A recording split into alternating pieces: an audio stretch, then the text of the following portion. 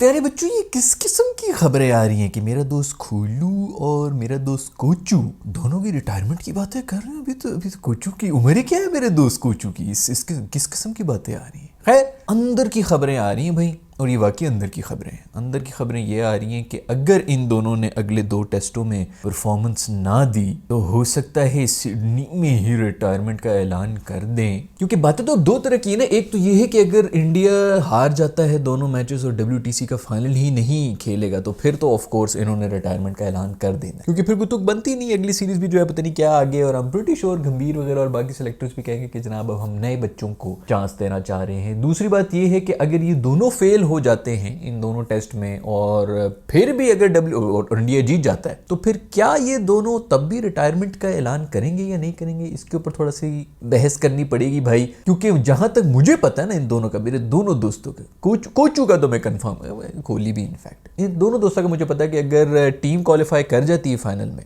और ये दोनों जो हैं वो नहीं परफॉर्म कर रहे तो उन्हें कह देना हम टीम के ऊपर बोझ बन के नहीं खेलना चाहते हैं, तो हम रिटायरमेंट ले रहे हैं। दोस्तों सब रोएंगे, सब टीम वाले कहेंगे नहीं तुम इधर रहो तो कहीं कुछ भी नहीं होगा, तुम आंखें खोलो बस बात करते रहना, तुमने सोना नहीं है। लेकिन ये फिर भी छोड़ देंगे, ये कह देंगे तुम लोग चले जाओ, हमें इधर ही छोड़ दो, हमें बस अब मरने दो, ऑस्ट्रेलिया में ही हमारे मकबरे बना देना, हम इधर ही रहेंगे। यहाँ पर आओगे तो हमारी याद में जो है वो वेजिटेरियन खाने, वो उसके कोहली की याद में तो वेजिटेरियन खाने खाना, और मेरे दोस्त कोचू की याद में जो मूड में आता है वो खा। खैर भाई, वो फिटनेस की बातें कर रहे हैं कि मेरे दोस्त कोचू की जो है वो फिटनेस के भी मसले आ रहे हैं, तो इसलिए भी उसकी शायद रिटायरमेंट जो है वो सर पे आने लगी है। नहीं ख्याल रखते ना तुम, अपने खाने का ख्याल नहीं रखते यार कोचू। पूरा वो अगले ने 35 साल से तो मेरे ख्याल में वो क्रिकेट खेल रहा है, 35 साल तुमने ख्याल नहीं किया, अब तुमने क्या कर लेना है आखिरी 35 घंटों के अंदर तुमने क्या वेट लूज कर लेना है। लोग भी जो है अजीब किस्म की बातें कर रहे हैं, पूरी उम्र उसके ऊपर किसी ने कोई बात नहीं की, अभी जो है इन चीजों के ऊपर आके सब बातें करना शुरू हो गए। फिर ये रोटी पानी और फिटनेस के मामले में मेरे दोस्त कोचू को किसी ने हाथ भी लगाया ना, खबरदार जो किसी ने हाथ भी लगाया वो खुद अपने आप को कानून के हवाले कर देगा, लेकिन मैं बर्दाश्त ही नहीं कर सकता क्योंकि उसको हाथ भी लगानी है। उसी से मुझे याद है कि हमारे दोस्त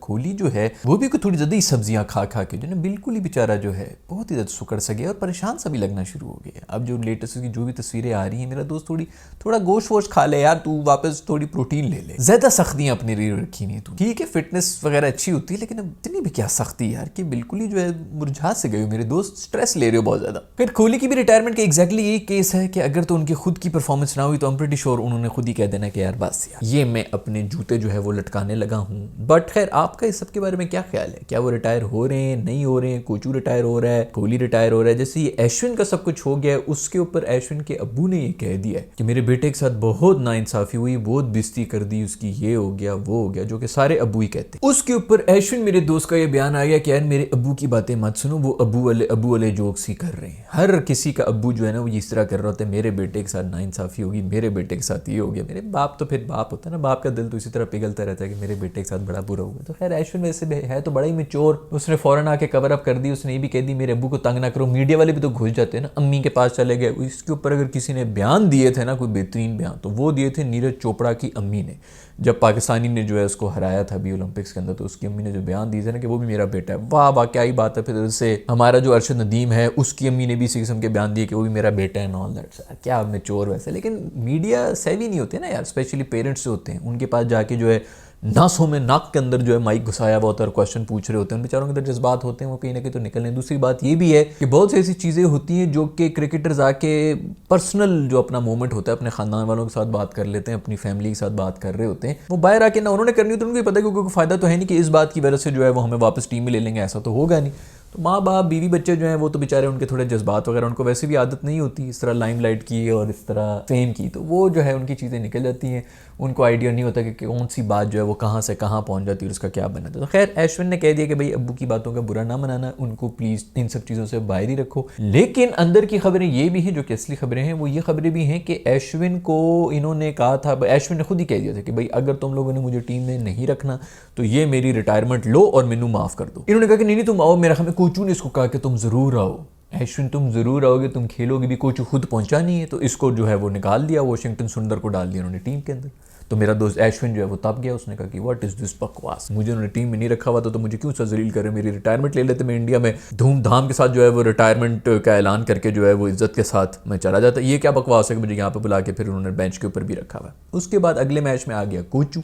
कोचू ने आके कहा कि अश्विन तो खेलेगा भाई, तू रिटायरमेंट ना ले यार अश्विन, तू खेल। उसको जो है खिलाया है। उसके बाद उससे अगला मैच जो था उसके अंदर उसको फिर साइड पे करके जद्दू को डाल दिया। जद्दू आके ग्राउंड के बीच में तलवारें घुमाना शुरू हो गया। तो अश्विन ने कहा यार ये तो निरी बेइज्जती हो रही कि मेरी रिप्लेसमेंट जो आगे सेंचुरी मारी। उसने फिर गुस्से में आगे कर दिया कि बस बहुत हो गया, जो भी होना है। तो इस तरह बीच सीरीज के अंदर उसने जो है वो रिटायरमेंट का ऐलान कर दिया है, जो कि कहीं ना कहीं थोड़ी बहुत तो वो है मेरा ख्याल में। तो इशू जो है वो गौतम गंभीर गोठी के साथ ही हो रहा है, और गंभीर के साथ किसी को वहाँ पे वायरल शायर भी हो रहे हैं। मुझे नहीं पता, मीडिया शीडिया के अंदर मेरे ख्याल में कोई बड़ी लंबी बहस शहस की और एनिमेटेड किस्म की इसकी हरकतें थी, बातें थी, जो कि बहुत ही लंबी डिस्कशंस होती थी, जो कि मीडिया पे बड़ी चलाई गई हैं कि जी अश्विन और गोती बीच में गुत्तम गुत्ता रहे हैं। लड़े बड़े तो नहीं है, लेकिन फिर भी बहुत लंबी लंबी डिस्कशंस करते रहे हैं। सो कहीं ना कहीं गोटी इन सब चीज़ों के पीछे है।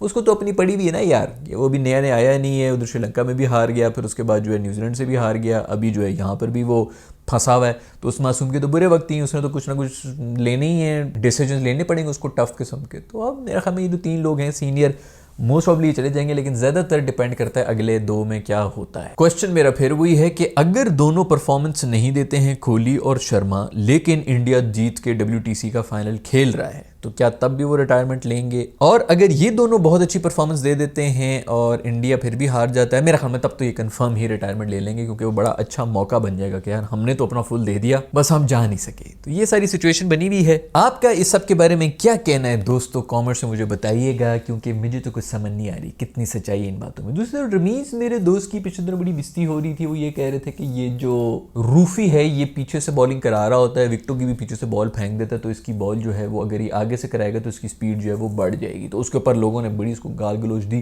कि रमीज़ बहुत पेंडू है, इसको इतना भी नहीं पता कि जो बॉल स्पीड होती है वो हाथ से जब बॉल छुटती है तो तभी वो नाप लेते हैं, तो वो जिधर मर्जी से छोड़े बॉल स्पीड उतनी ही रहनी होगी, उन्होंने वहीं से मेजर कर ली होती है। तो यार आपस की बात है। रमीज़ भाई आजकल कुछ थोड़ा सा तो उनका वो जो सप्लायर जो माल इनको दे रहे हैं ना, उसमें कोई ना कोई मिलावट तो है, कोई चूना चूना मिलाया हुआ या कुछ किया हुआ है, थोड़ी सी अजीब बहकी बहकी बातें तो करते हैं। लेकिन इस बात पे तो मैं उसके साथ हूँ यार, इसके ऊपर उसका मजाक उड़ाने की कोई बात नहीं बनती भाई। उसका कहने का मतलब ये नहीं था कि स्पीड गन के ऊपर स्पीड बढ़ जाएगी अगर वो आगे से बॉल कराएगा।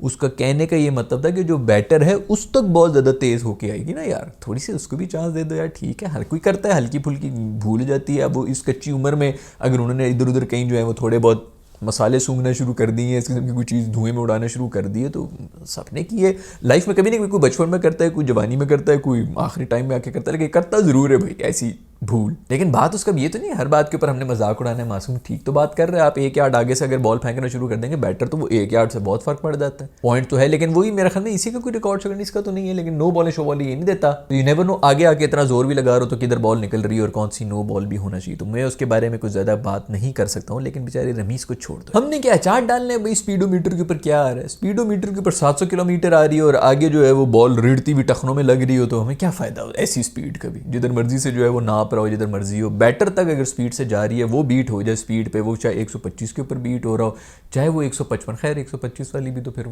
कम से कम वो स्विंग कराने, तो पेस तो ज़रूरी है। बट खैर मेरे दोस्त रमीज़ को छोड़ दो दोस्तों। शाकिबुल हसन के ऊपर भी पता नहीं कोई बैन शैन हुई, तो उसके बारे में बात ही नहीं की पिछले दिनों। उसके जो है वो कोई एक्शन के ऊपर उन्होंने बैन कर दिया। ECB जो इंग्लिश बोर्ड है उन्होंने कर दिया, तो वहाँ पे हमें काउंटी शाउंटी और वो नहीं खेल सकते 100 वगैरह, उसके अंदर जो है उनको बैन कर दिया गया।